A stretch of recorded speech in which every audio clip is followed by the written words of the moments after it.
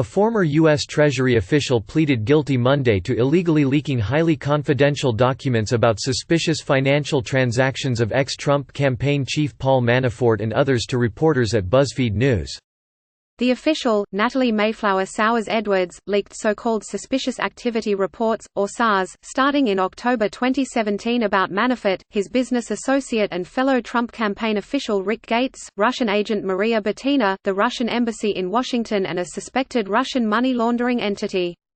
Edwards, 41, continued leaking the sensitive documents for the next year. The Quinton, Virginia, resident pleaded guilty to a single count of conspiracy to make unauthorized disclosures of SARS during an appearance in U.S. District Court in Manhattan, a week before she was scheduled to go on trial. In the courtroom during her plea was her family, including her daughter, who is a high school student. Edwards, who had held a senior position in Treasury's Financial Crimes Enforcement Network, is due to be sentenced June 9 by Judge Gregory Woods, and faces a maximum possible sentence of 5 years in prison. "We're going to push hard for a non-jail sentence," said her lawyer, Mark Agnifilo, who noted that federal sentencing guidelines suggest a jail term of 0 to 6 months for Edwards.